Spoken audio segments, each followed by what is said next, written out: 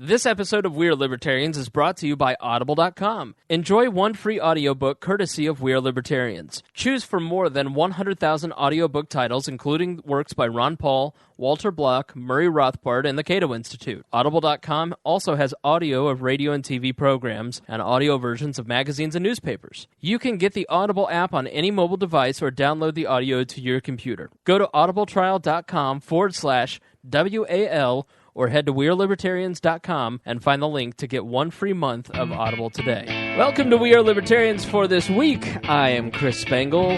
Over there on the cat couch is Greg Lenz. Greg, how are you? I am doing well, Chris. How are you? You are sitting on Bear's favorite, Bear, formerly known as Cornelius. That is her favorite resting position. That's where she hangs out and watches TV. I see. So, two names. Right. So, cool. So when you leave, be sure to dust off behind. I got you. All right. That's why I did not make our guest this week sit on that couch, because she's wearing a black outfit, and I didn't want her covered in cat fur, which is crazy lonely people glitter, Hannah, by the way. Hannah Drazich joins us again. Hannah, how are you doing? Good. How are you? Good. Hannah when was the last time you were on? Like at least a year, right? Probably more than that. More than that. The Boston bombing, I believe. You were on that episode. It was about a year ago then. Yeah, so it was about a year. And in that time, lots changed for you. It's true. But you're still a scumbag Republican, right? Always. Right. So we're going to talk a little bit about 2016 this year. So we wanted a true scumbag Republican. Greg has his feet in the scumbag Libertarian and the scumbag Republican camps. I'm scumbag curious. Right. He's by scumbaggy. By scumbag. And but so we needed a true Republican Party hack to translate to us what is the appeal of all these old white men. So we'll get to that in just a minute. But let's talk about you, Hannah. Okay. Let's put you on the spot. Sure. Tell us a little bit about yourself again. In a year, I'm sure the people have forgotten. Who are you, and what are your qualifications? I'm very disappointed if people forgot me, because I'm awesome. Well, now they just turned off their radio. I worked for the National Right to Work Committee for a while in 2012. That qualifies me to be somewhat libertarian. And then following that, I completely threw the libertarian out the window and worked on the Romney campaign through 2012. That's where the scumbag part came in. Now, the Romney bot. Now, how would you relate to libertarianism? I mean, would you consider yourself libertarian in any way, on any issues? Well, I took a quiz on Facebook. All right. And it showed that I was pretty much equal libertarian and Republican. I thought it was like 83% libertarian. It said I agreed with libertarians 83% of the time, and I agreed with Republicans 83% of the time. And now I know that Greg stalks me on Facebook. No, you for some reason that showed up and it asked me to take it. Did you share it after your results? No. Oh, it was like a notification. That's why. Whatever. What are the things that you agree with libertarians on? I really honestly, this is going to separate me a lot from Republicans, is I am a huge fan of cutting back the military. I don't agree completely with libertarians in how much it needs to be cut back, but I definitely think that needs to be, it's just out of control, and there's just too much going on with the military. I am also a fan of cutting back big government. I'm not an end the Fed person at all. Boy. But I don't like how big it is. I don't like that I was in D.C. last weekend and walked past huge IRS buildings and wanted to throw up. Yes.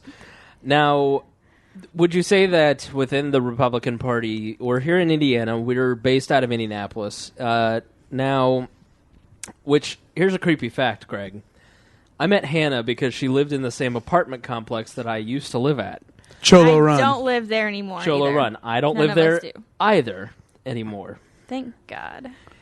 That's what I say every week when we begin this program. Now, you have moved. Yes.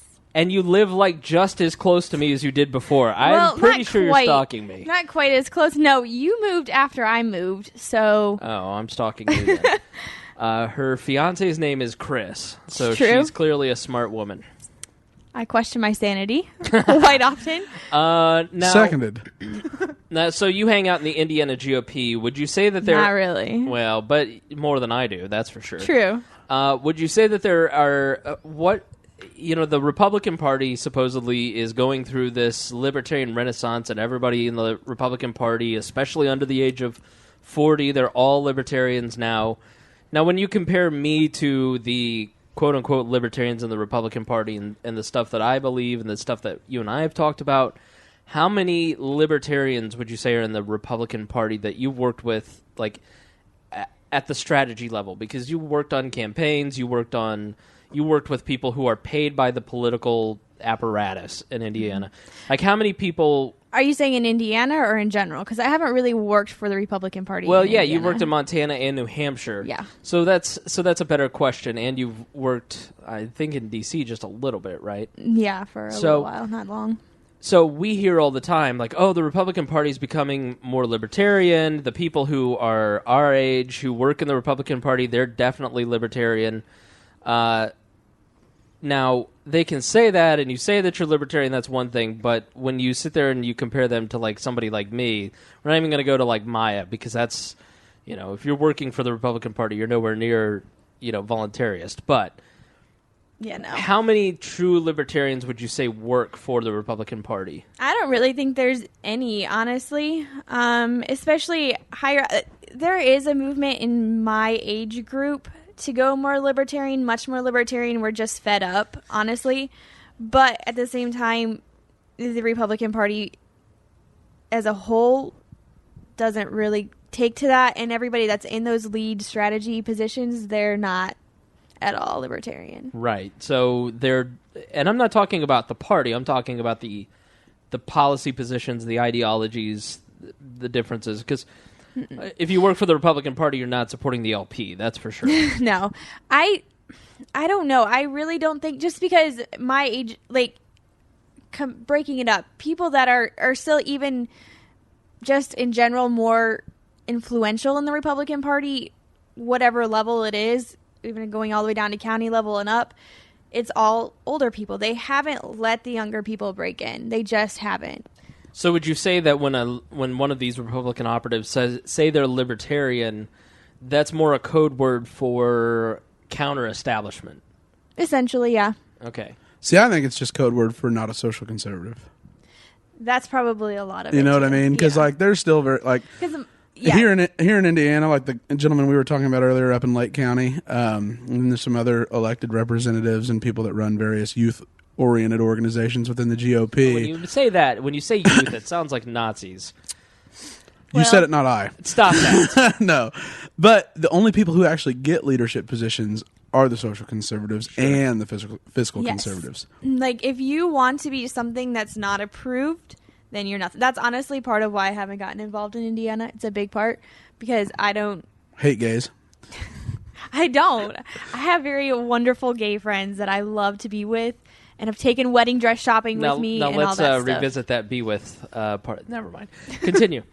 Anyways, so just like for me to get into a very establishment, in Indiana is very Republican, very establishment centric. Like, you have to dot all your I's and cross all your T's in order to be accepted.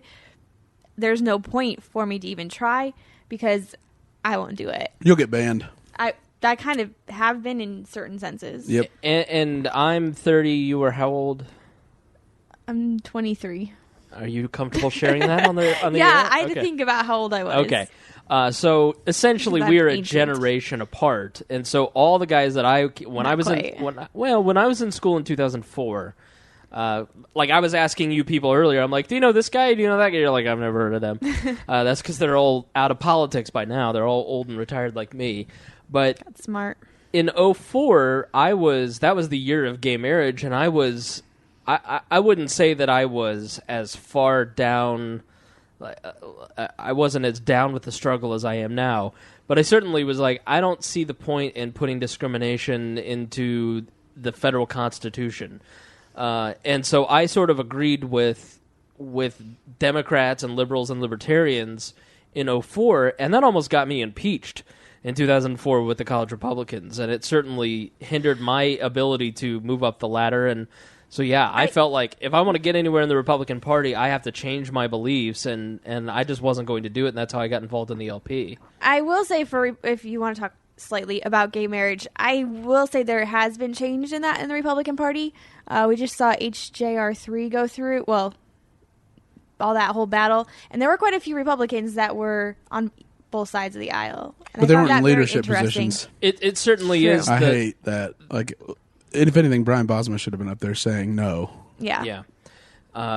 Well, he's such a champion of marriage. Can I throw up? So what are some of the issues that these so-called libertarians and somebody who, would be a Libertarian Party member, what are some of the issues where we agree? I mean, gay marriage might be one. Definitely. So I get the sense when you hear from a lot of these guys in the GOP establishment, yet they call themselves libertarians, they agree on gay marriage. They agree that there should be a scaling down of the military. But not a lot of Republicans, even young Republicans, think that. Like, everybody still kind of has that 01, 02 kind of mindset of shock and awe and let's go get the Taliban kind of thing going on. Okay, all right. That's still huge. So it's really foreign policy that's the huge breaking point. Yeah. Okay. Which is a shame, because for so long that was not decided. I mean, I don't know if you know about the history of the National Review, but the reason the Republican Party is so neoconservative is because the paleoconservative writer and contributor at the National Review quit. And like that is a really interesting discussion, because I laughed when I think it was Rachel Maddow called Glenn Beck a paleoconservative. Right. It was such like an arcane term. Like, why throw that out just to demonstrate how intelligent you are? But it's funny. I ended up reading about it, and paleoconservatives they're not quite non-interventionist, but they believe that since different cultures are very distinct and different systems of government are right for that culture, and maybe democracy isn't correct based on that societal structure. Yeah, Pat Buchanan would be probably the most well-known paleoconservative out there, and he founded American Conservative to kind of to challenge National Review and Potterts and some of these other neocons. Rich Lowry. How should we respond to 9/11, Rich? We should nuke Medina. Right. Crickets. Right. Which is so funny. When you hear about the beginning of the National Review, you read about Buckley. Like, I have a book probably on my bookshelf over there. It's The Libertarian Writings of William F. Buckley. I mean, and it's... He identified himself early on as a libertarian. Right. I mean, Murray Rothbard was on the first board until he got into a fight with another libertarian. Yeah. Shocking. I forget which, because Kirk was on that board too. And Kirk hated the guy that was the libertarian. It was Frank Meyer. The fusionist. Yeah. Right. Frank Meyer and William F. Buckley just said, go at it. Mm-hmm. Write out and that's sort of the spirit of what we try to do is, hey, you may not agree with Greg or Maya or me or Hannah or the people that we have on here, but it's good to hear different points of view from the same realm. And that was Buckley's point of view. And Frank Meyer hated, and Russell Kirk hated each other. So an early schism. But Buckley had the personality to pull it all together. So much like you do. Yes. With great strength and personality, force of will, and a large vocabulary. And rugged good looks, I might add, just like William F. Buckley. You're just missing the the Mid-Atlantic. What do they call it? The Mid-Atlantic. God, having a brain fart for a minute, but it's your dialect or accent. Sorry, the Mid-Atlantic accent. It's what all the old Hollywood stars had to learn it. So, Mr. Lenz, now let me ask you a question. That's your Civil War accent. Yeah, with my clipboard and my legal pad. So we've digressed, but good to hear that. So, what when they hear the word libertarian, these Republican kids or whatever, and we're not talking about like Young Americans for Liberty. We're talking about like the people who are running the campaigns right now, the people who are running your state senate, your congressional campaigns, senate campaigns, and if you essentially. essentially the level that I was at for the Libertarian Party or the people who are my peers, we're not talking about the people who are kind of, the Ron Paul Republicans. We're talking about, like, you go to these cocktail parties and you talk to these, oh, yeah, I'm Libertarian. I agree with you on a lot. I'm like, oh, yeah, okay, well, do you think we should pull out of Afghanistan? Oh, no. Well, then, see, that's why you don't want me to come back to the Republican Party. So I find it interesting. It's a good point of view. You've earned your keep here. We'll let you stay for the rest of the podcast. Thanks. But and ultimately, the reason you're no longer in it is because you quickly realize that unless you kiss the ring and say the right things and believe the right things, there's not a huge future. It's true. I don't do a good job of that. I'm not a kiss-ass she does person. not. I think my own thoughts and whatever them. your spouse tells you to think. I'm not married. Yeah, yet. You don't know me. So now, how do you get ahead in the Republican Party? So you were working for Right to Work. I don't know. I quit. Yeah, I know, but I know. Yeah, you and me were lousy at it. Apparently. But there's a reason that you and I quit and are not trying to get ahead in the Republican Party and move up the ladder to work for Mike Pence and then become on the his presidential campaign. So.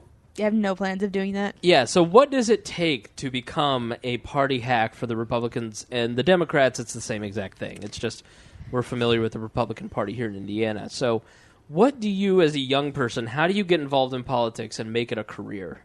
To kiss a whole bunch of ass. Right. And what does that... You have to literally do whatever anybody tells you because they've been in it for... however much longer than you have, and they know all about it, and they have all the connections, and if you don't, then they can stop your career, or they won't introduce you to people, or... Right. That's pretty much it. So what if you have an ideological disagreement with one of these people? You don't bring it up. Right. Trojan horse it. Right. It's true. But eventually people find out your true beliefs, and then... it was never eventually for me. I always told them. Right. Hannah's a little bit of a loudmouth, apparently. I'm not a loudmouth. Well, that's what you're describing yourself as. I just don't keep my mouth shut. Listen, I'm going to tell you what I think. Like, that's always a good life strategy. Let me explain to you why you're wrong and prove it. Oh, I did that a couple times. Yeah, people don't love to hear that. It did not set me up very well either. Well, you got banned. I didn't. You were kicked out. I was almost kicked out. I almost got fired from the Romney campaign. Why? Because I said that my boss was wrong, and then he got really mad and almost fired me, and then I was proven right about 5 days later. Did you really not believe Mormons can fly? Like, really? Oh. Well, I'm saying... yeah, I mean, that's the sad reality, and that's sort of... This goes to the heart of, can the parties be changed from the inside? And, I certainly never... After my experience in the Republican Party, I never thought so. And it doesn't sound like it's changed in the new great libertarian age, because you've been active in politics here in Indiana, the last 4 years? Three and a half. Three and a half years. The years when libertarians are supposed to get ahead. Now, you are not necessarily, I would say, a self-identifying libertarian, but... Nope. I you still share vote some Republican. beliefs. Sure. But you share, but that at the heart of conservatism is a lot of libertarianism. Right. And that's why the Libertarians branched off the Republicans, not the Democrats. Mm-hmm. So there is, it's why I have never thought that the Republican Party can be reformed from the inside. And we're going to do 2016 candidates and Rand Paul here in a second. It's just because of the stark realities. And if you're a candidate, this is just from the operative point of view. From the candidate point of view, it's even tougher because you've got to raise money. So instead of trying to get a job and keeping your beliefs to yourself, you've got to keep a lot of your ideologies. It's Rand Paul's walking the tightrope. He is doing, exactly that. And that's part of the reason I think that he won't be successful is because it's hard to trust him if you're one of these 78-year-old women in the straw hats at the bingo hall on a Friday night at the precinct committeeman's meeting. I don't know about that Rand Paul. I'm not sure if he's going to support Israel all the way. I'm not sure if he's going to let the gays get married. He might like pot. I heard he likes this thing called aqua Buddha. I just think that it's really tough if you're... She's laughing hysterically because... We have a B6. We have a B6. I accurately described the entire Republican Party in Indiana, did I not? Basically. Yeah. These 78-year-old ladies in straw hats with their Romney and Bush and Reagan buttons on. Daughters of the American Revolution. Them. So, but if you're a candidate, you've got to go to... If you're a candidate and you want serious funding, it's a business decision. You're going to people who run big law firms, people who run big corporations, people who are going to want favors for their campaign contribution. And not always small government favors. Sure. So I wish that this was cheerier news, and we'll get to how to fix it later, as we usually do. But I think it's always good to kind of take the temperature to see where we're at. Let's see where we're at in 2016. It's never too early to start talking about a presidential campaign, is it, Greg? I could talk presidential politics all the time. I know. I could not. This is the only one that we promise. This is the only one that we'll do for a little bit. But, there's moving and shaking happening. It's starting to be talked about a little bit. And we wanted to see Hannah again for her yearly visit. So we figured we'd bring in our scumbag Republican friend and ply her with beer and gluten-free pizza. Good stuff. Our little democracy exporter. What was your first reaction, Hannah, when you heard there was oil on a moon of Jupiter? What? There's oil on one of the moons of Jupiter. Greg, Titan. What was your reaction? Call Elon Musk, because Lord knows NASA isn't getting us there. We need to free out of that planet. Yep. I hear Australia might have oil. Yeah. So... Dude, we got enough oil here. What are we worrying about a planet? Are you going to start chanting drill, baby, drill? I don't like Sarah Palin that much. All right. Well, you can stay then. Yeah. What is your thoughts on Sarah Palin? You're a young Republican lady. I dislike her immensely. Why? She's bubbly. Have you ever tried to sit in a room where she is speaking and not have your ears start bleeding? No. Well, it's entertaining. Right. It's awful. She has a super high-pitched voice, first of all, that grates on my nerves. Okay. Anyways, that's my catty part of me coming out. Second of all, she ran for vice president, lost, should have just faded back into the Alaska where she's from. And instead, she just kind of continued with this uber social conservatism crap. But she's a libertarian, right? Yeah, okay. Yeah. She's one of the, people get... She's Tea Party Express. She's not libertarian. Right. There's a big difference. Huge difference. Social. Hey, what are you scowling over there for, Greg? I think the Tea Party's irrelevant, especially if this North Carolina election. Brandon? Yeah, Brandon versus Tillis. I don't remember. Yeah, Tillis ended up winning the establishment Republican in a landslide. Right. Like, the Tea Party candidate barely beat the Baptist minister that didn't campaign at all. Right. You know, they are slowly but surely going away and dying. Was that the one Romney came in and stumped for the speaker he was like the speaker of the House of North Carolina, and then Rand Paul came in and stumped for the other guy? Yes. Yep. Okay. Yeah. And it caused a bunch of friction because Rand Paul was going counter-establishment. And Reuters said it was his first misstep in his 2016 presidential positioning. First of many. Yeah. Greg, as usual, I've done no homework. I know nothing. I'm just your glowing host sitting here asking the questions. You're the Larry King of We Are Libertarians. Let's start. We're gonna go through the three parties. We'll start with the Republicans, so Hannah can talk, and then we'll get to the Democrats and the Libertarians, and then she can sit quietly and go, ew. Wait, I thought we already established that I don't sit quietly. I know, but okay. you're not gonna want to talk about libertarian and democratic politics because you're a scumbag Republican.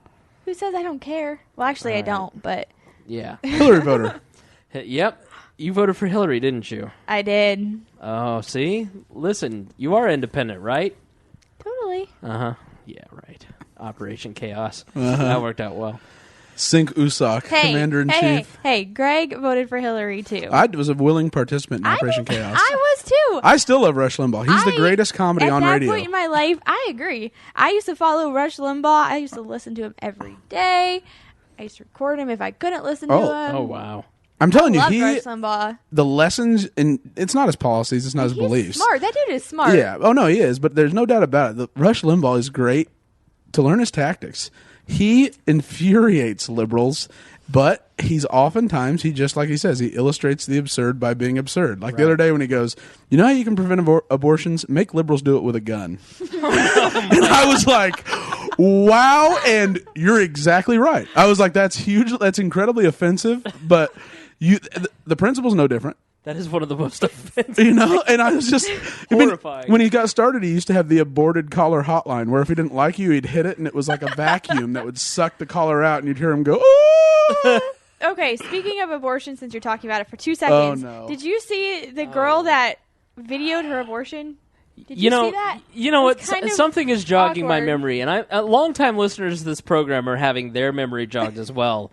Because you came on the podcast. And it turned into Abortion Fest 2012. Yeah, like she got on the air and couldn't wait to start talking about abortions. It's not true. It is true. I have to go back and re-listen to that episode. I remember it very well. Yep. Because you were on 2, actually. You weren't just on 1, I believe. That's right. I was on 2. I know I was. You were on, the first one was the abortion one. The second one was the Boston bombing. Massacre. And that's when I said I wanted to black out the sky with drones. And then you were like, and everyone was like, you mean nukes? I'm like, no, that'd be way too humane. And then you go, stop trolling. Quit it. And that's why you now have the reputation of being the... What does Roger Paxton call you?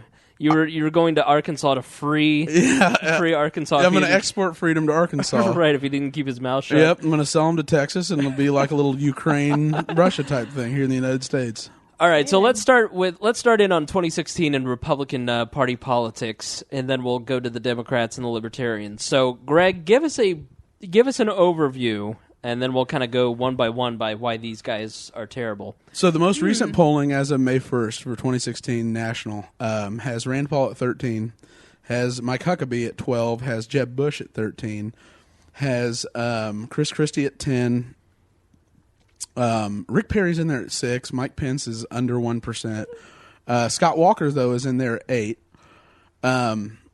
and then Bobby Jindal's at 4. Mike Huckabee's up there, though. He's up there around 8, 9. Yeah, but what about Kasich? Is he mentioned in this Kasich's not mentioned at all. But, I mean, that's the thing. The governors, outside of Scott Walker and Christie, they haven't been visible yet. Right. And Portman as well. Rob Portman, the one before... He was before Kasich, right? Yeah, Kasich... Portman was on the very short list of Veeps for Romney. Yeah, that's right. He did the... he pretended he was Obama in the first debate prep, and like everybody cheered him. Yeah, and he was. I think he has a gay son. Yeah, and so he came out for gay marriage to support his son. And I think that was after Paul Ryan. I think it was after the 2012 election. That's another. Paul Ryan's up there at like 4. Marco Rubio's up there. He's high. He's right around 7. Of course he is. It's a really like. There's no standout because Jeb Bush hasn't been relevant in a few years.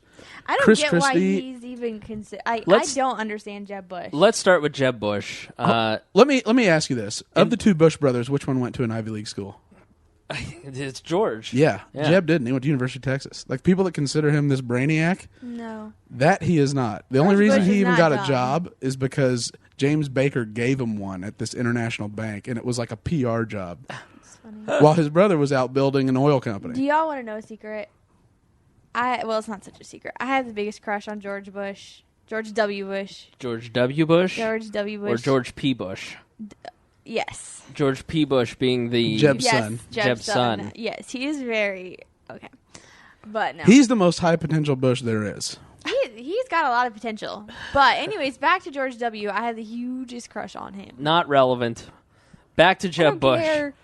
We'll talk about how hot I think Hillary is later, just to even out the score. Wow.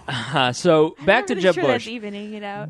Bush has a record as a governor, and is he the one who eliminated income tax in Florida? Was that just non-existent forever?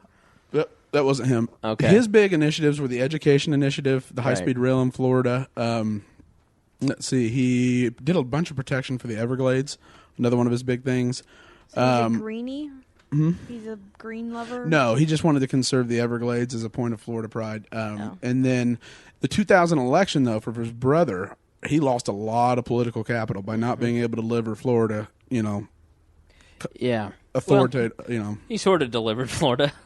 Well, that was James Baker in the Supreme Court. Right. They had to call in the old Bushies. Like not even Dick Cheney had pull during that. And here comes Donald Reagan. Yeah, exactly. I think even Dan Quayle had a reappearance for 10 seconds during that.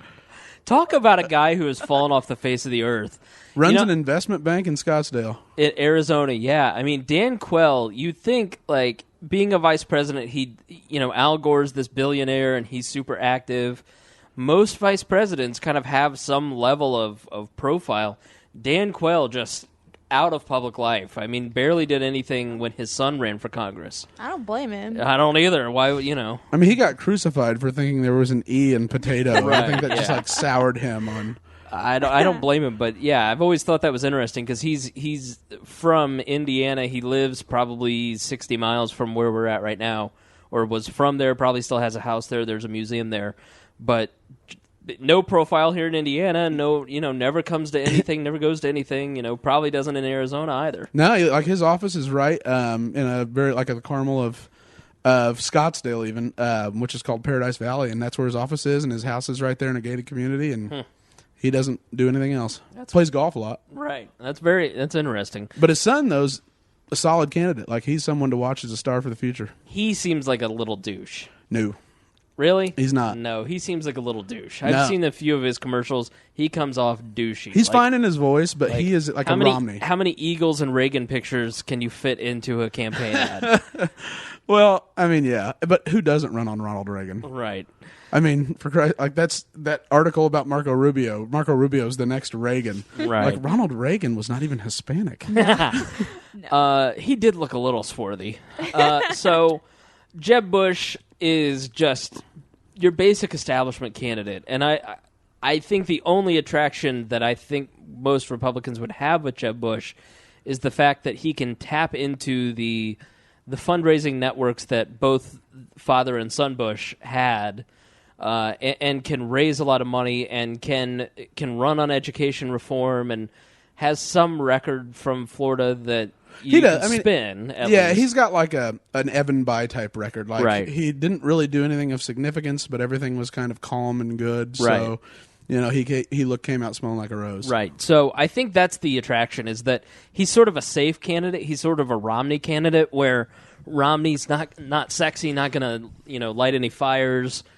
Not going to turn anyone on, but you can make a case for him as an okay manager. Oh, he'd be an excellent technocrat. What are you laughing at? What is your smiling about? She thinks Mitt Romney's attractive. I do not. I have friends who think he is. Right, but what do you say? What are you laughing about? What's your problem? Nothing. What's your beef? Nothing. All right. Well, what do you think of Jeb Bush? I think we've had 2 Bushes, and that's enough. That right there is why Hillary and Jeb are in huge trouble, especially Seriously. Jeb. It's true. Because if it's Jeb versus Hillary, it's Bush versus Clinton, that's just a no-go. It's just not going to happen. Because it doesn't matter what part of the spectrum you're on, what level of education you have as a voter. Another Bush? I don't think so. And his big problem as a candidate is that he lives with the ghost of his brother, being an unpopular president. Nationally, that is his problem. But within the party, the problem is this false perception that he's an intellectual. Right. He's He's not. George W. has way more academic credentials than Jeb. Right. Yeah, I feel like George W. was leaps and bounds above his brother. And maybe even somewhat above his dad. Oh, yeah. I mean, he's the most charismatic Bush for sure, because Jeb has no charisma whatsoever. Thus, Right. I have a crush on him. So, Jeb Bush isn't going to happen. He's the Fred Thompson of this field, in my opinion. Everybody wants him to get in, and then he gets in, and then he's the hot thing for about 2 weeks, and then everybody realizes he's a tremendous dud. Fred Thompson or Herman Cain? Which one? No, Herman Cain is exciting. He is exciting. That dude is a pimp. I give that dude a lot of props. For what he did. He went from a relatively obscure Kansas City Federal Reserve on the Board of Governors. I don't even know if I would go with that relatively obscure to completely obscure. to leading the Republican Party in polling in like 4 weeks. Like, that is incredible. And doing it with commercials where he has a pimp smile. He's like, yeah. It's like an Amazing Grace everywhere he goes. That is though, but I feel like the same thing's going to happen in this one because there is no I hope so. there's no Romney in this field. It made Perry it would be fun. this year's Romney or this election's Romney, but he screwed up bad. He screwed up too bad last time, and he's trying to bring his brand back with his Rachel Maddow glasses, but no one buys that he is. No one buys that this is the new Rick Perry, like Rick Perry 2.0. Is Michelle Bachmann running again? No, stop that. Stop that or leave. Yeah. LOL. She's sure the rapture is next year, so she figures why worry? You know, we'll all be up there together. I spent the night in her district once, and I got out as fast as I could. Did you go to her husband's because homosexual curing camp? Right. No. Did he try to woo you? Okay, so let's talk next about Rick Perry, because this is the guy that you think is the golden child of the field. Oh, no, I don't think he's the golden child. He has the most charisma of the establishment picks. Yeah, I'm not saying that this is Greg's favorite. I'm saying that this is the one that Greg thinks has the best shot at winning the nomination. He's made a mistake, yeah, but Romney made tons of mistakes his first go-around in 2008, and he was able to weather the storm. But Perry has a really great way of being populist without being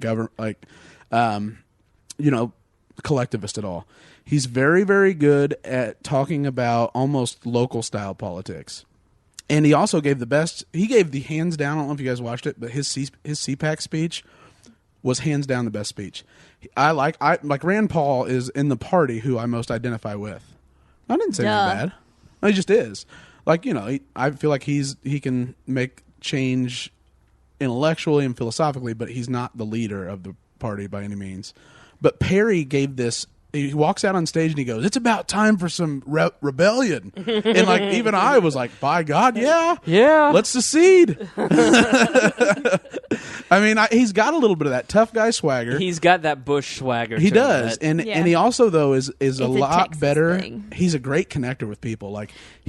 When Romney looked like it was a sure thing, Rick Perry came out of nowhere, and all of a sudden, 1 week into announcing he was running for president, was the leader. He hadn't even met a person from Iowa yet and got 27%. Yeah, I'm not opposed to Rick Perry. I think I mean, I would definitely vote for him. I see no reason not to. I just don't see him as quite enough. He's not going to get anything done. That's the problem. He'll run on all this reform. Getting anything done, I just don't think he's quite what the Republicans need to get the vote. I think that he has the same problem that Jeb Bush has, which is the ghost of George W. I think if you close your eyes and listen to Rick Perry, they sound identical, and he has, whether he deserves it or not, he's picking up the mantle of the buffoon Texan, and all those gaffes. Anything's going to be blown out of proportion as he's Bush 3.0, and he's going to have to live with the ghost of George W., whether it's fair or not. And he had never been a gaffe-prone guy until that debate, and he'd had that really major back surgery, tried to rush it back, and was on morphine, and that's why he had that evil scowl on his look in every single debate. He was sitting there probably high out of his mind, But who's really for legalizing drugs? Huh? Who's really for legalizing drugs? He had a prescription. No, I'm just kidding. But like Bush is the guy that I think the money's going to flow to. But I think you're right. I think that's Giuliani or Fred Thompson. When you can't even see him on stage in the debates, the money will flock away and he'll pull out. Mm-hmm. Rick Perry, I think, will be that next guy because they know what he'll stand for. They know who he is. He'll pull just well enough. They'll put resources behind him because Scott Walker doesn't have a college degree. He can't run. Let's see. Rand Paul scares the hell out of every Republican that's ever met him. Scares the hell out of everybody. Bobby Jindal is a really good governor, but on the major stage, he comes off dorky. Yeah. Super dorky. Paul Ryan's a nerd. He's not going to run anyway because he wants the budget chairman job. Chris Christie is toxic at this point, in my opinion. He'll recover in the debates, but it won't be long before he blows up. He's not, no. Well, let's talk about Christie, because Christie to me is the perfect example of a candidate that could never win the Republican primaries, but would win the presidency. Yep. I think the Jersey Bridge scandal, it's political, and Mr. and Mrs. America does not understand it and does not care, and probably would sit there and go, oh yeah, Jersey governor's corrupt and did whatever. I don't care, whatever. That's why I loved Sopranos. That's exactly right. They loved. He can overcome it because Christie does have that personality that attracts. He's got that macho swagger to him, and he's a cult type figure. He really is. He doesn't have. While Perry has that macho swagger, it's resented because it reminds us of Bush. It almost seems like Christie has a righteous anger, and that's what people are attracted to. He's going to tap the conservative anger because he's going to talk about rebellion, but then he's going to go ahead and talk about protecting Medicare, Medicaid, and Social Security. Right. And even he's going to have those something that pushes him up. Because until he has like that Gingrich event when Gingrich told off David or the guy John King, and rocketed to the top of the Republican Party last go around, that's what Perry's going to need. And if he can pull it off in a debate, they're going to start to funnel around him. Right. Especially because Jeb's just going to lay egg after egg in the debates. He's so boring. Mm-hmm. Oh my gosh. Same with Jindal. Same with Walker. Same with they're just down boring. The line. Rubio Rubio is my dude. All right, we'll get to Rubio in a second. Let's stick with Chris Christie. So Christie has no shot of winning the Republican nomination, but what are your thoughts on Chris Christie? He doesn't have. He's just missing. He's just missing something. There's just something in him. His personality.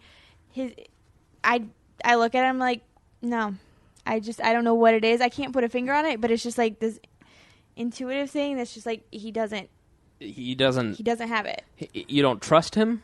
It's not even trust. It's just I feel like he's going to be one of those people who, if elected, he'll just sit in the Oval Office and do nothing. He'll be indistinguishable from Barack Obama. Yeah, there's not. And completely it's not indistinguishable. It's not like he's going to be, coming up with things like Obamacare. It's just he's not going to be fighting things like Obamacare. I'm sorry, but which of these guys, other than Rand Paul, is going to be George Bush 4.0 or Barack Obama 2.0? I mean, it's like I really just don't get the sense that we'll get to what the presidency, what importance it actually has at the end of the show, and we'll kind of get into that. But let's stick with the candidates. Go ahead. Well, I was going to say, so you got, Walker's out. Pence is going to run. We'll get to Pence last. Let's go to Marco Rubio, because this one here, she seems to be smitten or enamored, whatever, with Marco Rubio, and I can't figure it out because the dude seems like he would run into the debates through the middle aisle, high-fiving, doing a keg stand. I mean, he just seems like a frat bro. But does anybody else seem that way? No. I think that's what John Cornyn. That's what his narrative would be. The forehead. But this is what we were talking about somewhat earlier. Republicans are just boring. They're the establishment. You have to kiss ass to get up there. You have to just do everything. And he just seems kind of out of the box. He's younger. He's energetic. He's not white. That's amazing. My number one, yeah. No, but it's true. He's not a boring old white guy, which is what we've put up with Romney. We put that up with McCain. We put that up with Bush. We put that up with Quayle. We put that up going back and back and back. It's been boring old white guys. The Democrats didn't put up a boring old white guy. They put up Barack Obama and look. But they wanted to put up a boring old white girl. But Obama was able to beat her. Right. Yes, but still. We have a history of just boring old white guys, and that's not what America wants anymore. And especially if people talk about engaging the youth vote. Well, we're not voting for old white guys. Just look at the numbers. We don't like them. They're boring to us. We don't feel like they don't connect to us. But Marco Rubio, his policies and what he believes are indistinguishable from Mitt Romney. Except for illegal immigration. But like we talked about earlier, nobody really cares what, like you said, somebody with Chris Christie, well, he had something to do with a scandal, whatever, who cares? But Rubio doesn't have the kind of personality that wins. What kind of personality does win? That kind of bombastic. No, a charismatic individual. Yeah. He's not charismatic at all. Like you didn't watch CPAC? Like he spoke at CPAC. I don't watch anything CPAC. Well, he spoke at CPAC and it was absolutely atrocious. I mean, he was so nervous responding to the State of the Union. He performed Bobby Jindal, who gave the worst until him. You know what I mean? But maybe that's what America wants. We don't want somebody that we think just has a ton of money and can sit up there and do nothing. We want somebody who's more relatable to us.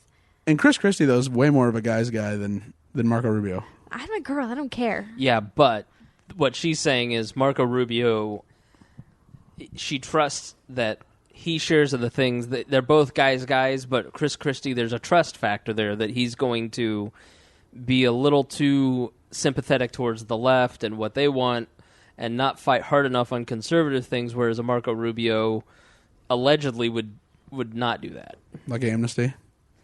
You're right.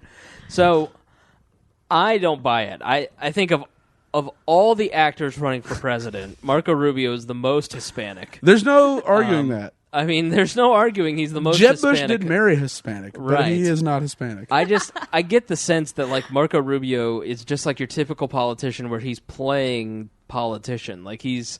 Isn't that what they all do? No, not necessarily. I mean, I think Ron Paul truly believe what they believe. I think they're Cruz... unique people. I think Ted Cruz legit believes everything. Ted Cruz is one that I didn't mention. But he's not going to leave that Senate chair, or that Senate position, I don't think. I kind of knew before, but the minute he held that filibuster was the minute I knew he announced for president, and that kind of made me angry a lot. I don't think he's going to run, personally. I don't know, but the chosen Hispanic has already got a seat at the table. Yeah, but he's Canadian. He's not. That's true, too. There are questions about if he is a plant. Yeah, that's right. I'm just saying, 98% live on the border. Yep. So... Marco Rubio to me just seems like an empty suit. Like he just, he's like a Walker. He's like some of these other guys. Not that they're not smart. Not that they're not talented politicians. Not that there isn't substance to them.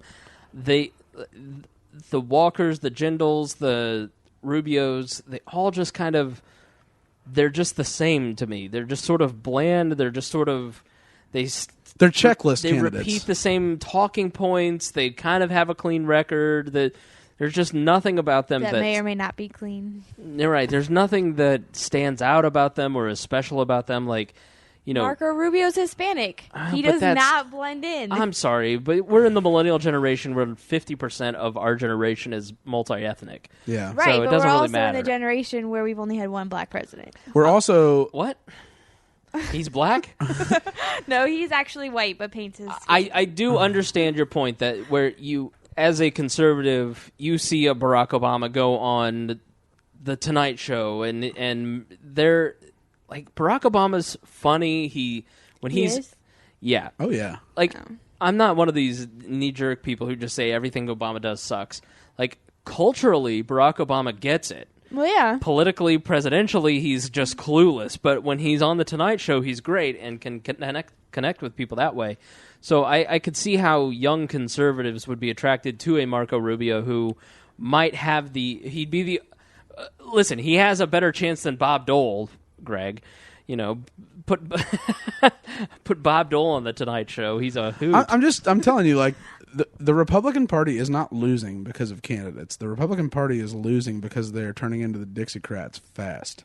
What do you mean? You ever think we're going to attract young people, Hispanics and or women, you're crazy. The people you go after are men, and they're union voting men. It's like how West Virginia flipped. Mm-hmm. That is the only way to win presidential elections for the Republican Party as it exists right now. I would not completely disagree with There's that. no way to... Mitt Romney lost youth by like 54%. He lost women by 65%, and he lost all minorities by over 70%. Even the Asians voted for Obama. You know, those bastards. Well, I mean, they make a ton of money. You think they vote in their self-interest? Asians? No, I'm saying that they make a lot of money. Didn't even the Jewish population go for Obama? Yeah, I'll tell you. That's what I thought. Jews are Democrats. Yeah, by and large. Yeah.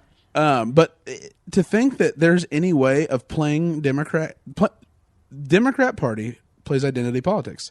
They find groups, they coalesce those groups into coalitions, and they get them to turn out. Mm-hmm. The Republican Party is supposed to be the party of the individual. Mm-hmm. They're supposed to be the party of ideology.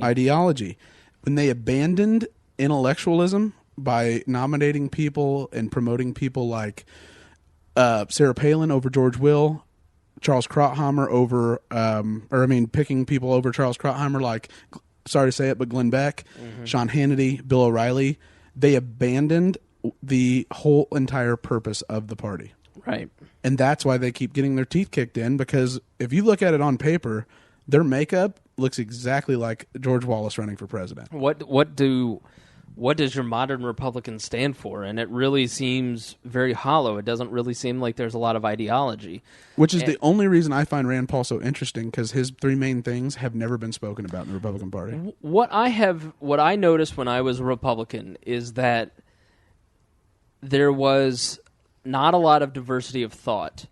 And if you had issues or ideologies that went against the mainstream as spoken by talk radio, as sort of just said out loud by the group, then you are by and large ostracized, because you've got to hold on to that purity of thought, because if that idea like libertarianism starts to spread, then panic ensues, because then what do we really believe? Because the reason I became a libertarian is because I just couldn't defend my talking points anymore, and I started to search for what I actually believed, what actually might be the truth, how does the world actually work, as opposed to just parroting what Rush Limbaugh says.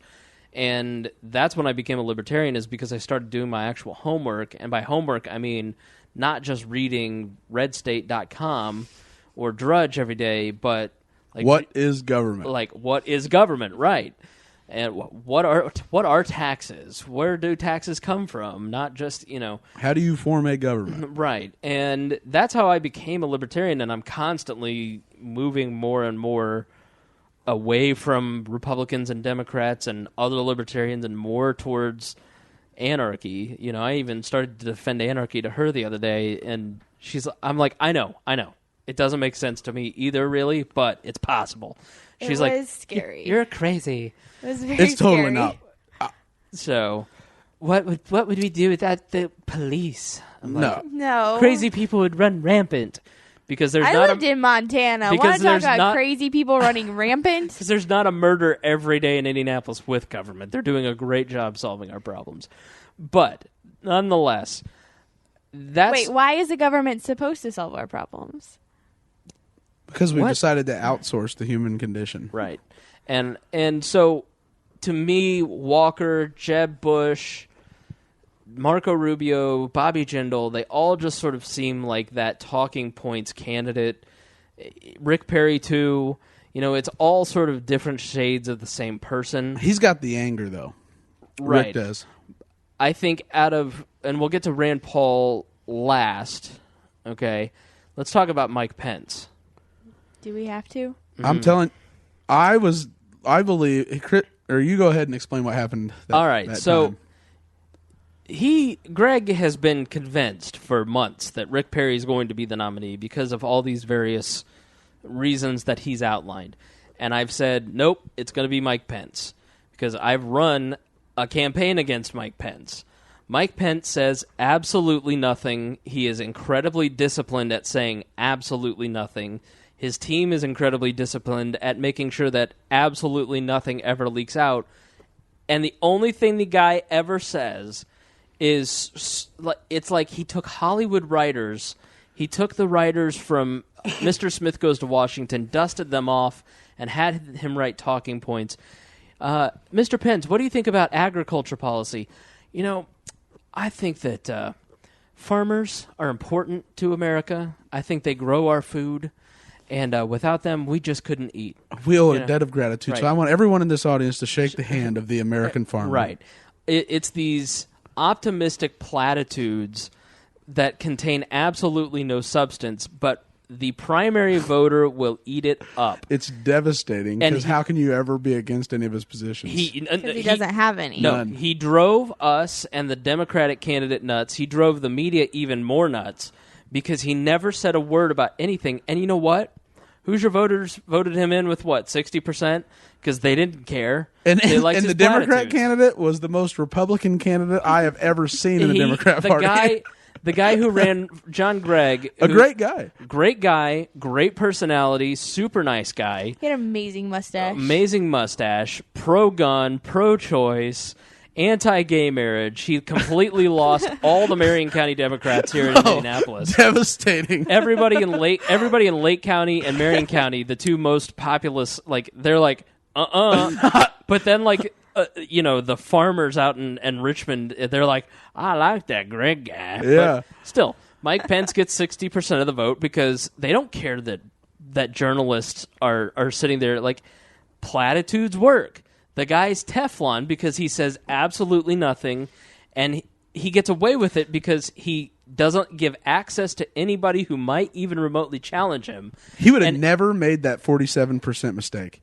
Never in a million years. And he is, when he does grant interviews, he's really good. He's a former broadcaster. He spent 10 years on the air.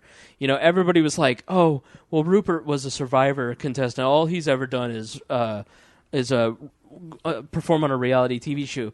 The dude runs like 4 companies, a charity. He had more executive experience than the 2 lawyers who spent most of their careers talk radio show hosts. Both Pence and Gregg were talk show hosts and lawyers. I think they were in the same class at IUPUI. Yeah, in law school. Yeah, like the same person running against Rupert. But Pence is a professional broadcaster.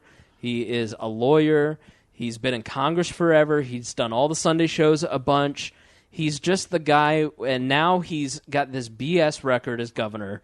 So here in Indiana, he is running on Mitch Daniels' fumes. It's really annoying. Mitch Daniels was, from a libertarian standpoint, Mitch Daniels was not a good governor. Mitch Daniels did not implement anarchy in Indiana. Okay, from a person who wants to move government in a libertarian direction, Mitch Daniels tried his best. There were a lot of things that I just flat out disagreed with Mitch Daniels on. Some of his government reforms were ridiculous. His property tax caps were ridiculous. But you could tell that the guy had really... He was a good manager of the bureaucracy. And he managed the bureaucracy in a libertarian direction. Now, not a libertarian government. Hear me clearly. I don't want your hate mail. Listen. Oxymoron, right? Right. He left the state in good shape, and Mike Pence has been running on those fumes for 2 years. The guy can't get anything passed at all in the General Assembly, which is ridiculous. He had super majorities in House and Senate both, and he could sign it, and he still couldn't get anything passed. The only thing that he's gotten passed is a bullcrap 5% income tax decrease. A non-binding resolution saying that Hoosiers don't like the Holocaust is the biggest signing thing he's been able to get through. This 5% tax decrease that he passed will put how much in our pockets? $20 a year? $33 a year. Now, listen. I like my $33. It's a step in the right direction. Would you rather have 2 extra Brosini's pizza or not this year? That's exactly right. I can get at least 3/4 of a tank of gas a year off of what Mike Pence got me. You know what he proposed? 10%. And the supermajority in the House and the Senate gave him 5%. He is so ineffective, it is comical. The guy is a joke. He cannot manage... He could barely manage a campaign. He can barely manage the General Assembly. He cannot manage bureaucracy because he has never managed a thing in his life. He's never run a business. He ran for governor because he wanted to run for president. He would be a disaster of a president, just like he is a completely ineffectual governor. And you know why he's going to run in 2016 for president? Is because people are going to start figuring out that he is a bad governor and that he is running on Mitch Daniels' fumes. Hannah Drazich. Okay, so I tried to get on his campaign once upon a time, a long time ago. And we're all young. We all make mistakes. We're not judging you here. I had helped out, and I regret this now, not for political reasons, but for other reasons. I had helped out his primary opponent run for governor. I had tweeted some stuff that I didn't like about Mike Pence because I just wasn't a fan. Anyway, so he wins the primary. He didn't even end up with the primary opponent. long story. He ends up winning in like July of 2012. I tried to get on the campaign. I was told that I couldn't be hired because I had tweeted out bad things about Mike Pence. Right. Yeah, because apparently I didn't match up to that perfectly close-suited. Right. I was like, this is politics. Everybody works for their opponent's campaign at some point in time. Like, that's just how it works. Not Mike Pence. But not Mike Pence. No, Mitch Daniels, his first Commerce Secretary was Mickey Maurer, a huge donor to Democrats here in Indiana. He was a Democrat. But he was, in Mitch Daniels' view, the best person to be Commerce Secretary. And Mitch Daniels was very much that team of rivals, the Buckley that we spoke about earlier, who wanted to bring people of differing points of view into government. Mike Pence values one thing above all else, and it is loyalty.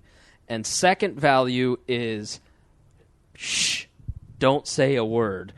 Now, listen. It's a good thing he didn't hire me. Maybe You'd be dead somewhere. Maybe there are, now listen, maybe there are people listening right now who are friends of ours that we love dearly, who work for Mike Pence and work on those campaigns. It's not that we don't love you. It's just that Mike Pence values, he is just like those other Republican candidates and the Republican Party himself. It is about, there is not to be diversity of thought. You are to be a white Christian male. Now listen, white's not a value, but it sure does seem that there's a lack of any type of diversity surrounding Mike Pence. They all kind of look like Mike. They all kind of talk like Mike. They all. I think you have to sign a contract saying you will tweet positive things upon accepting a position. Because when I forget what bill it was he signed, it was the anniversary, and two guys, not the one we know and like, but two guys I know, one that married a girl that I know. That bastard. Yeah, he. On the day he sent out an Instagram picture and said, "I am so in awe of Governor Pence. What an incredible leader and loyal friend." And I was like, "Are you kidding me?" Right. Can I curse? No. Rather you not. No. Okay. Well, that's BS. Okay, that's Put it better. that way. Yeah. No. I mean, it is. Anybody who works for Pence is a sycophant for Pence a little bit. It's disgusting. And it's that is a cult. He is a cult. There's a little bit of There's that feeling to it. Going on. Like Mitch Daniels, there was a difference between Mitch, and it's so fascinating to see the difference between Mitch and Mike and the people that are surrounding all of them, because it's two totally different groups of people. The people who work for Mitch Daniels did not go into working for the Mike Pence administration. We're employable in the private sector. Yeah, I mean, they literally, the people who worked for Mike Pence, or who worked for Mitch Daniels, refused to go to work for Mike Pence, which should tell you something. And then secondly, if they stayed, they were asked to leave and not to come back because they were Mitch's people, not Mike's people. So it is really a fascinating study. To me, that doesn't make sense why they would do that, just because Mitch Daniels ran Indiana in a phenomenal way, and he helped to bring us to what Mike Pence was right on. It was looked at like a shot at Mike Pence because he was so good that what could Mike even do now? Right. Obviously, nothing. He's totally ineffectual, but he is a great campaigner because he's never going to let us down. He's been totally staunchly conservative, even though the guy wrote the Patriot Act, even though the guy is the reason we have the TSA, even though the guy wrote into existence all of the stuff that Edward Snowden leaked. Mike Pence was the congressional liaison for making all of that happen. But we don't say that. Right. It used to be proudly on his website. If you went to his campaign and his house bios, and I've got it screen capped somewhere, he used to proudly talk about how he wrote the Patriot Act and helped us create the apparatus that is now spying on all Americans. PRISM. Not anywhere. Yeah, PRISM. That's the word I was looking for. He was the congressional liaison for all of that. You don't become third in the House by not being a heck of a room worker, 2, a smart individual, and 3, a snake. So Mike Pence is the Teflon guy who is going to take out all of these other candidates. But it's going to be hard for him to get action because, like a lot what you described was John Huntsman. No, I think he's going to do what he's going to... He has nothing to run on. I know, but that's so what he's going I love to low do. taxes. He's going to tease it out. But anything that these guys run on, what did Barack Obama run on? Yes, we can. What did Mitt Romney run on? The presidency today is not about actual policy solutions. But primaries are. Primaries most definitely are. You got to get noticed. 999. Newt Gingrich. New ideas. Getting mad at the press. That's why you have to tap into something. That's why you've got SC Cup writing every other week about how Mike Pence is the golden child and how he should be the guy running. Town Hall Magazine has a circulation of the We Are Libertarians website. I'm saying, and that is true.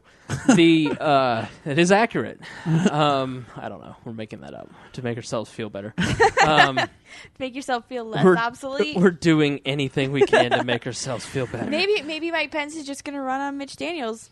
No, I think what they will. He's just going to copy the Mitch playbook. He'll have all the conservative pundits, all the contacts in Washington D.C. and the national reviews of the world. We want Mike. I tell you though, it's going to be hard because of the way the primaries are set up. It's damn near ironclad that it's going to be Rick Perry and Rand Paul. I'm telling you right now, you watch. New Hampshire and Iowa are going to Rand Paul, no matter what. There will be polling for Mike Pence.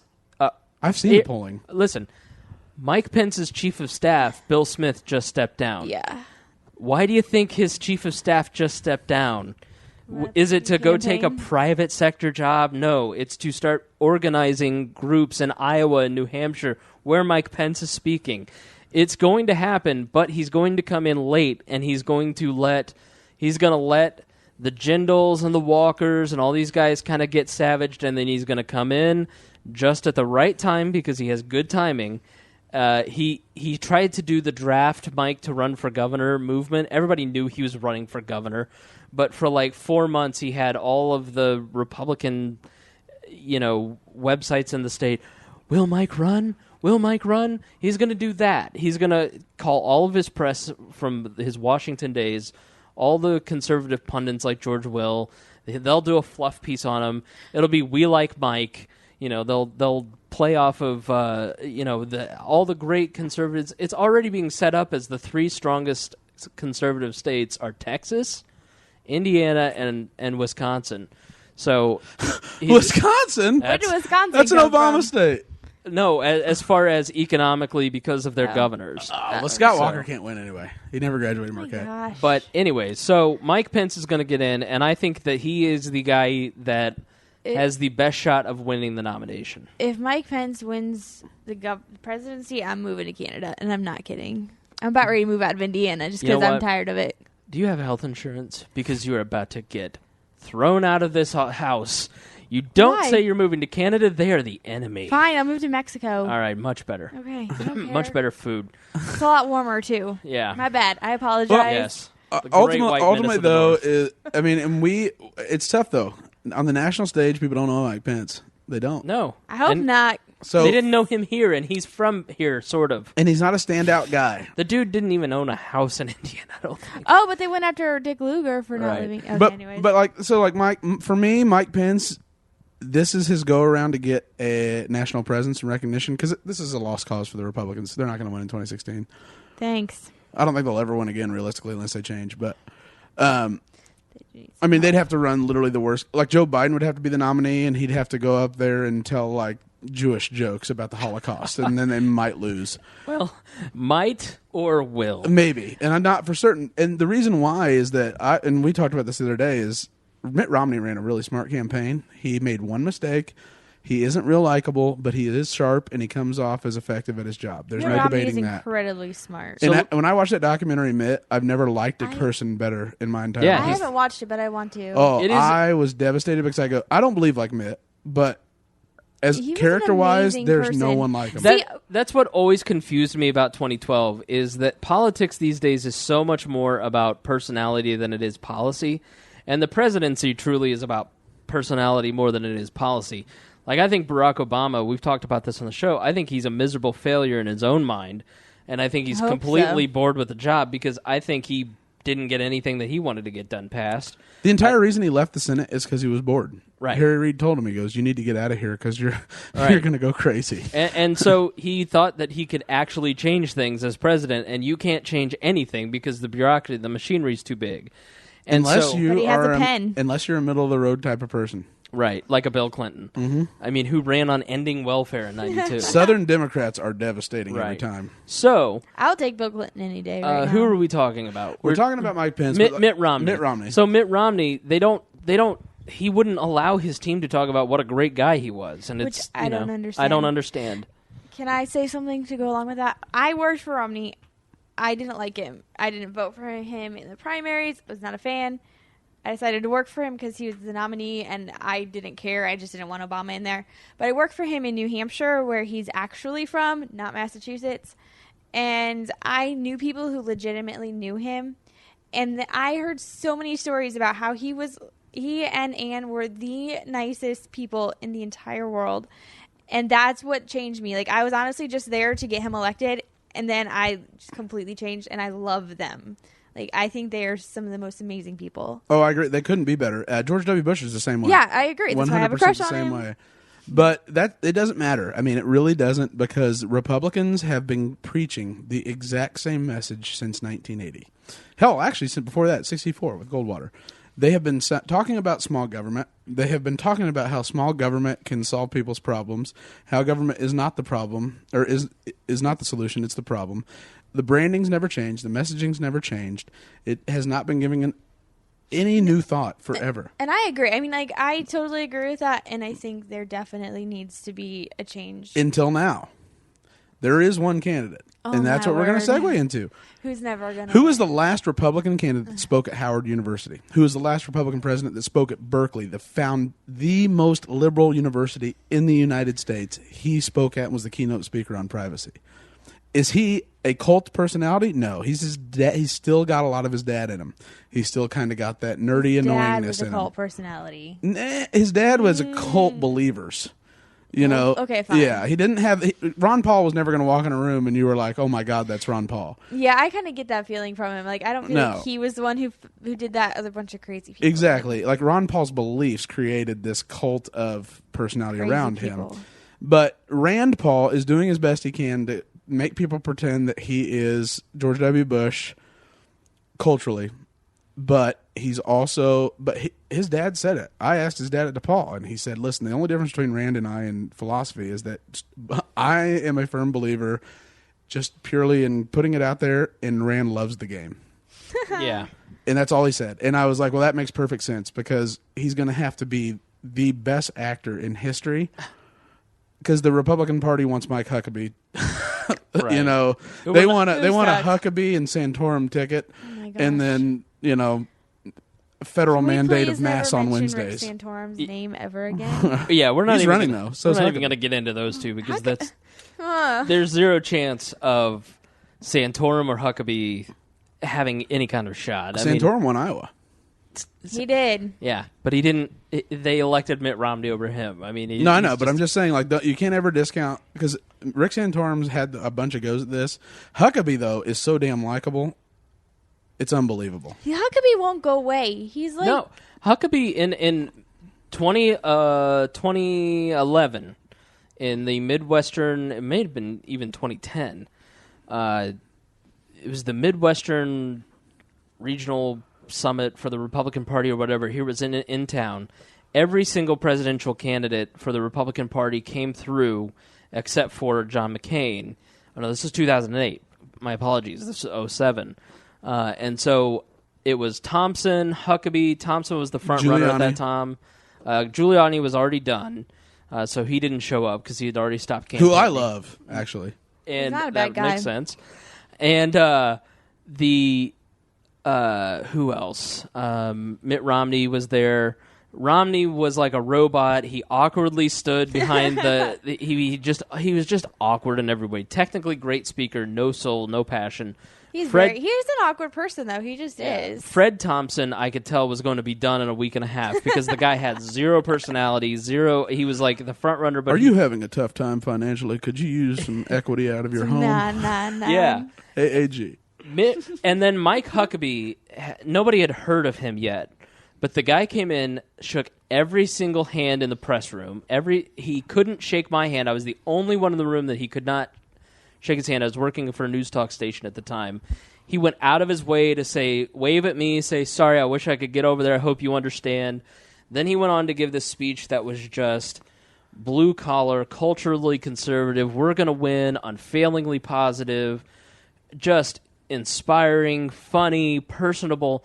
Like, you could just tell the guy was about to blow up. And, like, a month and a half later, he was the front runner. But he won West Virginia. Right. But his problem is he's not trustworthy. He's got the Glenn Beck crowd. They hate his guts because he's not fiscally solid. He's not. Oh, he has a horrible track record as governor, and that's always going to be his. And he's just, man, he's the social.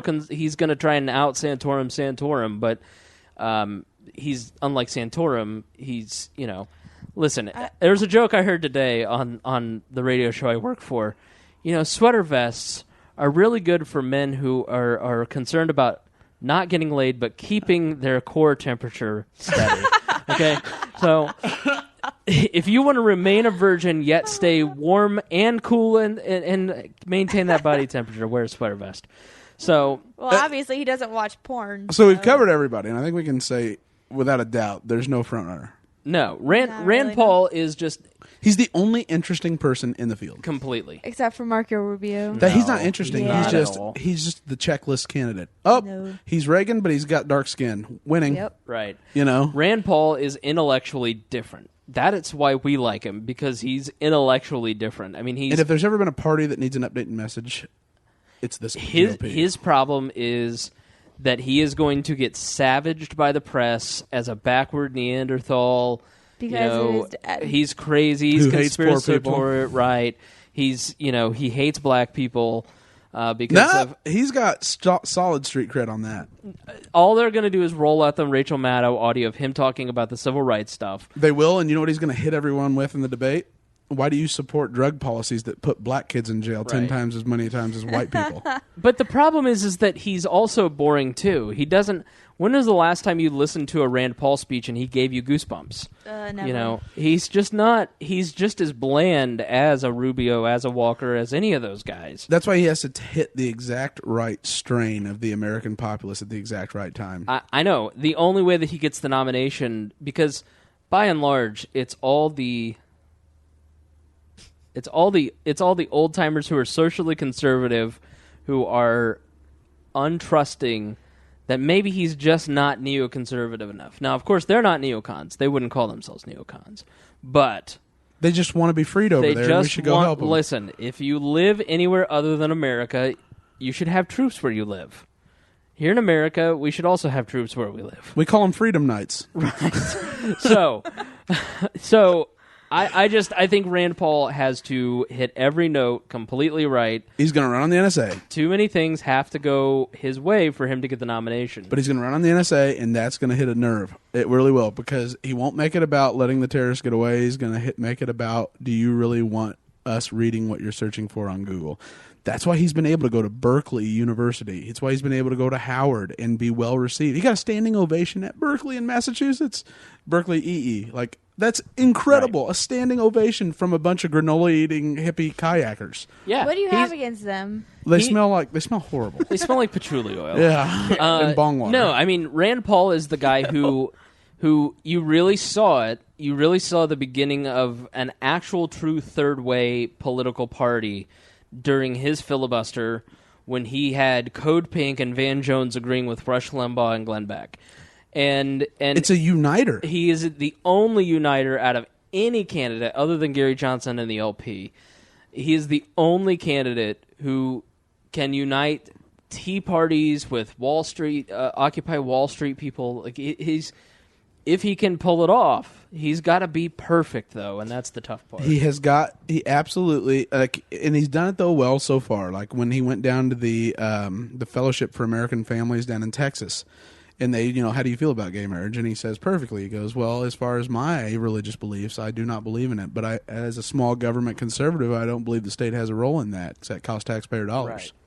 Brilliant. I mean, to me, that's perfect messaging. So let's hop onto the LP train. If we're done with scumbag Republicans, Hey, you. Yes. What do you mean, you people? Which you? Hey, you scumbag Republicans. Never. Before we move off of your people onto my people, What are your final thoughts? Who do you think truly is going to win the nomination 3.5 years before we actually get there? Honestly, I don't think anybody in this mix is. There's got to be a dark horse candidate out there. I just don't see it. Maybe a unicorn in a red tie with... I don't know. Somebody said George H.W. should run again, so you don't know. He might have a heart attack while he's speaking, but... Hey, Bob Dole's out there. He's bashing Ted Cruz and Rand Paul, and, he's only a spry 90 years old, so... No, Rick Perry's the one I'd watch. No. Marco Rubio, though, I still think he's got it. But the one who's going to be VP no matter what. No matter what. Definitely Marco Rubio. No, Susana Martinez, New Mexico governor. She's a rock star. Really? Why? Rock star. She is and I don't mean this in any way bad, but she is every mom in America. You look at Susana Martinez, I don't know if you've ever seen a picture of her, but you should all Google her. You look at that way and she is so sweet. She's got to be fantastic. She's got to be the nicest person ever. She's intelligent. She's hardworking. She worked her way up on her own. Her husband's like a police officer. They are the real deal. They followed Gary Johnson right after he left in New Mexico. She's declined twice now that she's ever interested in being president, but my God, this woman is amazing. She is populist, but a small government Republican. And I could not think more highly of her as a person, too. Yeah. She kind of scares me like a mom would scare me. Yes, does she not? She looks like Spangle. She looks like she just is yelling at her kids. Yeah. But she is the lady. She's that one that if you're ever going to have a shot, Sarah Palin had no chance at ever getting women voters because they all looked at her like she's too pretty. I hate her. This woman has got a chance. See, I don't still understand how people think that Sarah Palin's pretty. Oh, I'd marry her right now. Oh, yeah, I think she's pretty. Oh, I'd marry Willow, Bristol, all of them. Well, yeah, they're cute, but really? Okay, so on to Gary Johnson, my main man. I love Gary Johnson. Nicest guy in politics.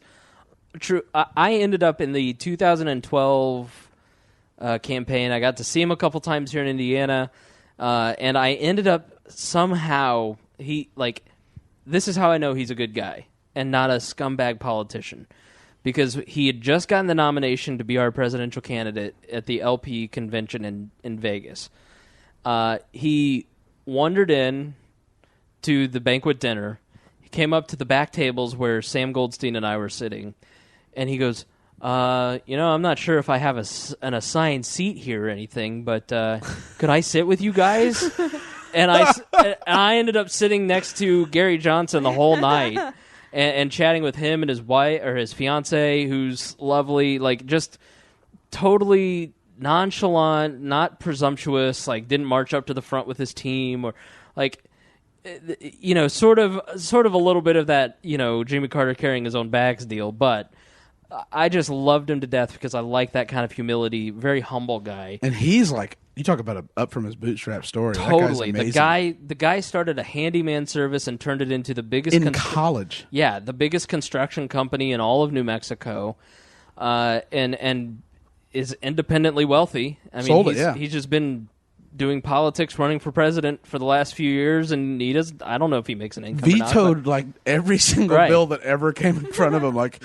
I love him. Vetoed more bills as governor than probably any other governor ever in the history of governors. The best line of all the Republican debates when he said that my dogs have created more shovel-ready projects than the stimulus plan. Yeah, just a very funny guy, just constantly doing stuff to reach out to voters and talk to them. If you don't know who Gary Johnson is, you got to check him out. I promise you'll love this guy. Great candidate. He went out of his way. Whereas our 2008 presidential candidate Bob Barr.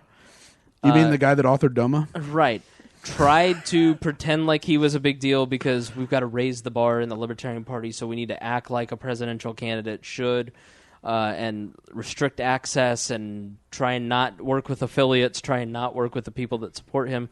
Gary Johnson, you ask him to do something, his campaign would do it. They just loved working with affiliates, loved growing the Libertarian Party, loved spreading the message, never turned down an interview. If it was a podcast of 13 people, he'd probably do it just because he wants to get his message out and he knows he has to work his butt off. So he's just such a hard worker and legitimately, if the guy got elected president, could do the job.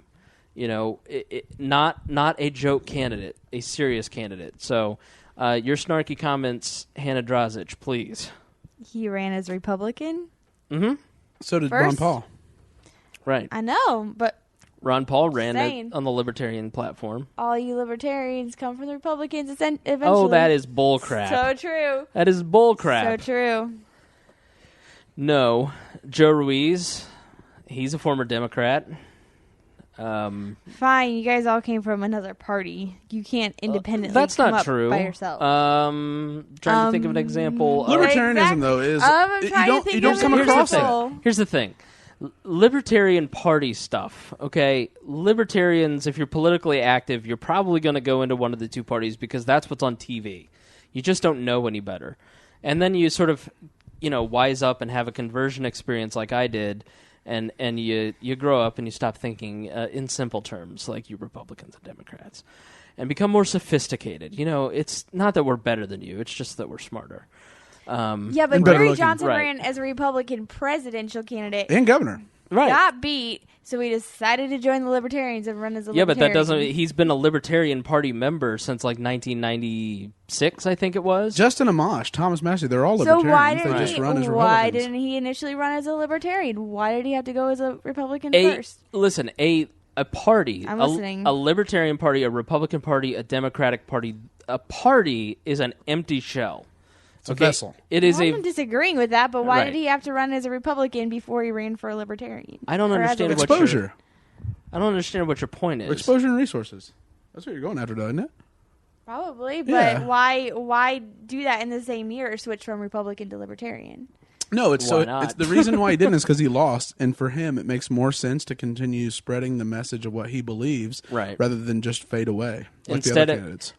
I think the reason that he stopped running as a Republican is that he was denied access to debates, and as a Republican, so CNN would have a debate with all the Republican candidates, and they wouldn't put him in the debate because, well, we've got Ron Paul. What do we need you for? Mm-hmm. And so he said, well, screw it then. If I'm not going to get in the debates, I'm certainly not going to have any kind of shot at winning the nomination. I'm not going to get a mention at all. So why even bother? It's sort of like who is the one congressional candidate from Ohio or Michigan who was running on the Republican ticket? Everybody really liked him. The Daily Show would have him on. But he wasn't in the debate. Dennis Kucinich? No, it was somebody else. I can't think of who it was. But real well-respected congressman from Michigan, I think it was. And Republican? Yeah, and he was on the Republican ticket. He just wasn't in any of the debates, so he didn't get any play. He didn't get any airtime. So Gary Johnson just said, you know what, I want to continue to run and continue to spread my message. I am a Libertarian. Why wouldn't I run with the Libertarian Party so they have a credible candidate? And Gary Johnson was on 47, 48 ballots in the United States. Gary Johnson was on the ballot in Texas, but it was a different Gary Johnson because they screwed... Actually, no. Here's what happened. Michigan screwed us out of having him on the ballot in Michigan, and so they had a write-in campaign for Gary Johnson, but it was the Gary Johnson who's now the vice chair of the Texas party. So we just founded a libertarian named Gary Johnson and put him up for president. Ultimately, though, Gary Johnson's, to me, he's the ideal of what, for me, the Republican Party would be. He really is, because he's not anti-government. He just wants to get government down to the size federally where it's insignificant. No, I have nothing against him. I just find it very confusing when candidates run on one party and then run on another party in the same.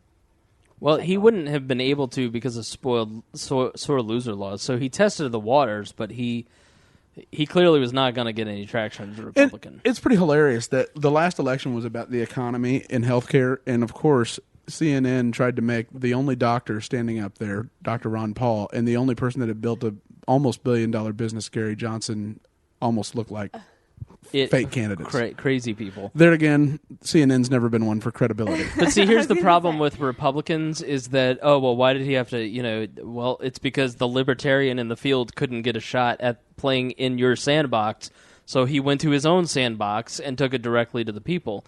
And that's, so when I hear Republicans, and I'm not saying you're doing this, oh, well, you should just come back to the Republican Party so you can change it from the inside. It's like, well, I'm not saying that at all. Here's a guy who was who grew a $1 billion business and was a highly successful, strong fiscal conservative, libertarian-leaning Republican governor for 2 terms. He couldn't play in your sandbox at the presidential level because he just wasn't ideologically consistent with all of your beliefs. Because you don't love diversity of thought, and who'd have thunk that minorities wouldn't vote for you. Right. So, all right. Give us a brief overview of the Democrats because I'm growing tired. There's 3. There's Hillary Clinton. It's 95% she's going to win the nomination. Joe Biden gets the other 4. The last 1% is going to be split between a guy named Brian Schweitzer, the Montana governor, and then Elizabeth Warren. That's the breakdown of the field. Elizabeth Indian. But Elizabeth Warren's going to, well, kind of. Because if anyone can call, I'm not sure though. She's not sure if it's Dot or Feather. Oh my! Should I edit that out? No, it's not. Is that bad? It's a little racist. It's a little bad. Yeah, it's a little bad. Really? It's funny. I'm Native American. We had an Indian comedian on my main show, on the Bob and Tom show, and they said Tom always asking the questions that listeners want to hear. Is Dot and Feather, is that offensive to you? And he said, well, I'm a comedian, so nothing really offends me, but yeah, I would say that you probably shouldn't ask that. So we'll take it straight from the Indian's mouth. Okay. Wow. Could you clarify which one? No, I won't. You just have to listen to the Bob and Tom show. Check local listings 6 to 10 a.m. Each. No, I know. I put you guys They're like until 10. Yeah. Yeah. Until 9. Yeah. But Hillary's. You guys would all agree, I imagine, that she's like. It's almost like if Christ came back within the Democrat Party, that would be Hillary Clinton's. Wait, I thought that was Barack Obama. No. Oh wait, he is the Christ. He is the Messiah. This is him coming back. No, he was the Antichrist. He had to come before the true Christ, Hillary Clinton, to come back and save the party. But no, the other Joe Biden. If Joe's got guts and he can convince enough people that he's credible, I think he can do really well because he'll hammer on Benghazi within their own party. He really will. Elizabeth Warren is going to be in there just to make sure that Hillary doesn't tack middle, to make sure that she still attracts liberals.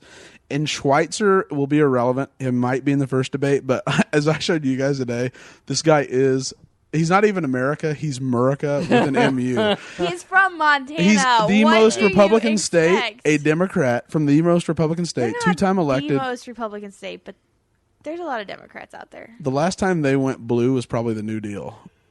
Maybe. Yeah, I mean, they're pretty Republican. They're really union, and there's a lot of really crazy people out there. But like they just don't vote. He is so exciting to me because, honestly, who he reminds me of is Huey Long.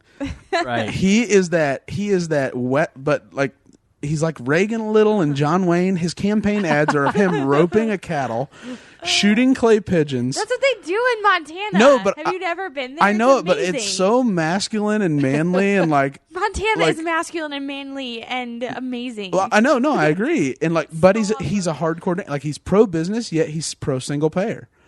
He like hits you from the right and the left. He's a really tough candidate, and then he's the most pro-gun. Like the NRA probably has a shrine in some hallway to this guy. The average Montanan household has 27 guns in it. Yeah, awesome. It's amazing. I told you they're Canada's Israel. Oh, it's amazing. all that freedom around the Depression. I loved living in Montana. If there were jobs out there, I would be back there in a heartbeat.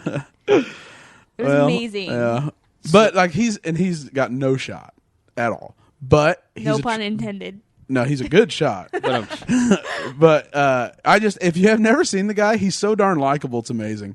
Like if he could ever get a little publicity, I think he would be the Reagan of the Democrat Party. All right, I've grown tired of big party politics and big government candidates. These darn statists. You know what? You wanted to do this topic. I did. No, I thought it was interesting. And I think it gives the people something to think about. But it just kind of makes you depressed because there's, like, other than Rand Paul and Gary Johnson, literally no hope. If Rand gets the nomination, this is the thing. If you really want change, you can't elect a Rand Paul. He's like It's Barack gridlock. Obama. I mean, Barack Obama's an ideologue, Yep.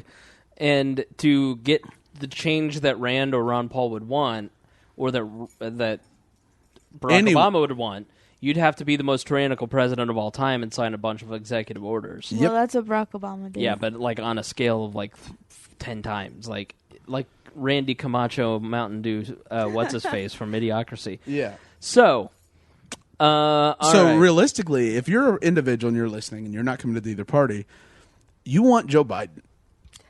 I'm telling you do. You want Joe Biden or you want Chris Christie. If you want bills to get passed, if you want reform, it's going to be incremental. It's not going to be sweeping change. It's not going to be a restructuring of government. But you will get change, and you will get the end of gridlock by electing candidates like Chris Christie and like Joe Biden. Agreed. Barack Obama would have had the worst presidency since Jimmy Carter if it weren't for Joe Biden. It's true. Every single bill was done by two people, Rahm Emanuel and Joe Biden. That is it. Yeah. Rahm Emanuel ran it where he scared people, and Joe Biden would come in and sweet talk him. It was good cop, bad cop, and Barack Obama sat there talking about, my God, like John Rawls and what it had to do with, intellectual society. It was, he's not a leader at all. Right. But those kind of people don't get elected in primaries. It's not you guys. I got up at 4 this morning, so. Me too. Anytime you start talking about Joe Biden, I get sleepy. Well, go ahead and stand up. Stand up, Chuck. Stand up, Chuck. All right, boys and girls. Well, listen. This has been an episode of Weird Libertarians. Let's do a around the soapbox thingy. Greg, you start. Here's the deal. If you don't remember, Hannah, you get to promote anything you'd like, say anything that you'd like, tell the people, tell the tens of listeners anything that you want to self-promote. I don't care. This is your time. Gregory. Most interesting story I thought this week was this new test run of the government driver's license of the internet. I don't know if you followed that story at all or saw that came up. It's pretty obscure. It was on Libertarian Reddit, but it's really interesting that it's almost like you're going to have. There'll be no anonymously surfing the web. But the benefit is you get almost instantaneous access to any website, XYZ, you know what I mean? Instead of the pain in the ass of registering, sending yourself an email, clicking on the confirmation email. They're going to make it where it's almost like a driver's license for the internet, with the benefit being that lack of hassle. And that is pretty awful, in my opinion. I don't like it at all. Nope. Me neither. I agree. Your turn. Go Marco Rubio. Oh, boy. He's amazing. I don't know. You're blowing it. I'm about as tired as Chris is. Yeah. For no good reason. No. I have that effect on women. Yeah, it's been pretty boring. It's those neon green shorts. Oh, my God. And my yellow shirt. My God. Yellow shirt. Yeah. Are you colorblind? And also, he's wearing a Tea Party emblem. This is not a Tea Party. Shirt. Don't tread It on is a me. It was Tea totally Party ours emblem. before yours. Well, they have marketed it better than you have. Yeah. Yeah. All right. Say goodnight, Anna. Bye. All right. I don't really have anything to promote. Brazzini's Pizza. This is the greatest pizza in the city of Indianapolis. I love it. Find good pizza. Don't eat Pizza Hut. Come on, people. Let's not do that. That's called Canadian pizza. Right. All right, boys and girls. Thank you for listening. Next week, Maya returns. And possibly James Neese, who will be a dad. We'll get into that. Do you think his son will actually come out of the earth and it'll split open with horns? He says his plans for it is to teach it how to play multi-reality video games. I don't know. I didn't understand the term or whatever, but it was nerd crap. But that's his plans for it. I fully expect when that kid is born that the 7 trumpets will play in heaven, and we will see the Antichrist come out of the ground. And then people can be sure that Barack Obama is the Antichrist as well. Yeah. All right, boys and girls, thank you for joining us on this episode of We Are Libertarians. Next week, Maya returns, and as always, we promise to do better next time. Music for We Are Libertarians is provided by Hoosier musician Brian Keith Wallen. Please check out his website, briankeithwallen.com. The song is Bad Spell.